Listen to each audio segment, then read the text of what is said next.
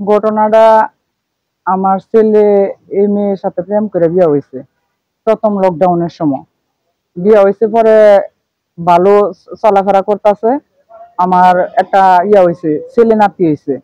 ছেলে নাতিটার পরে আবার 1.5-2 বছর পরে একটা মেয়ে নাতি হয়েছে। ওর পরে এই মেয়ে নাতি দেওয়ার পরে ওই পরক্রিয়া চরিত্র।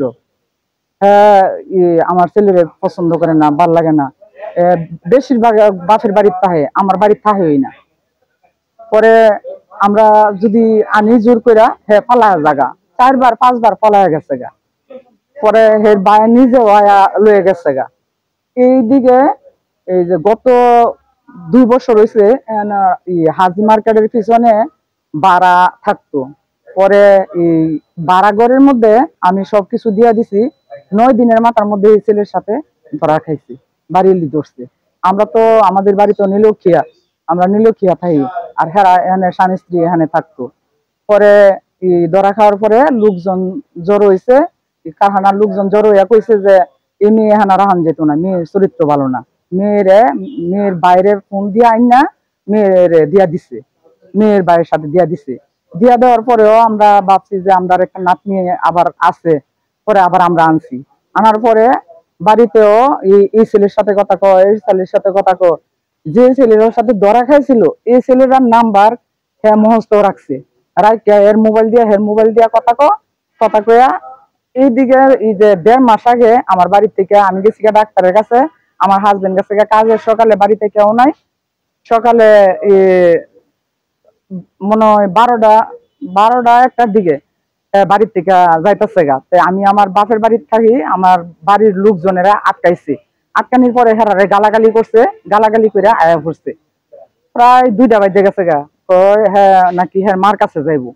পরে আমি কই হ্যাঁ হ্যাঁ আবার যে ডায়েরিতে নাম্বার লিখে রাখছিলাম, হ্যাঁ আব্বার নাম্বার, হ্যাঁ আম্মার নাম্বার, এই ডায়েরিটা পাতাটা ছিঁড়া লয়ে গেছে গা, যাতে আমরা যোগাযোগ না করতে পারি। পরে হ্যাঁ যেদিন গেছে গা এদিন আমার ফুলাটাও হয়ে গেছে গা। আমার ফুলাটা 2 বছর ধরে যখন হ্যাঁ পরকিয়া জড়িত হয়ে গেছে গা, তখন হ্যাঁ কিছু হয়ে গেছে গা, মেন্টালি হয়ে গেছে গা। বউয়ের সুখে বউরে অনেক ভালোবাসে, অনেক আদর করে। পরে এই যে 1.5 মাস আগে আইলো, এই ছেলের সাথে আইছে। যে ছেলে এখন বর্তমানে সাথে আছিল, এই ছেলের সাথে আইছে। এই ছেলের সাথে বিয়া ছাড়া এই যে লক্ষ্মীপুর কারবারির জানি 1.5 মাস থাকছে। 1.5 মাস থাকার পরে হয়তো ছেলের কোনো কথা কইছে যে আমি তোমার গ্রহণ করুম এই মেয়ে না থাকলে। তাই আমরা কিছু কইছে না, আমরা কইলে আমরা মেয়ে আমরা নিয়ে গেলাম মিলে। পরে কালকে ফোন দিছে রাত্রে 10টার দিকে এক মহিলা ফোন দিয়া কইতাছে, আফা নুসরাত কি আপনি নাতনি? আমি কই জি। নুসরাত যে তো মাইরা লাইছে, নুসরাতের মা। আমি কই আরে কি কো নুসরাত রে মাইরালা কেমনে? মাইরা লাইছে। এখন বর্তমানে পুলিশ ইয়াত লয়ে গেছে, থানাতে লয়ে গেছে, ভৈরব থানাতে আছে, লাশও ভৈরব থানাতে আছে।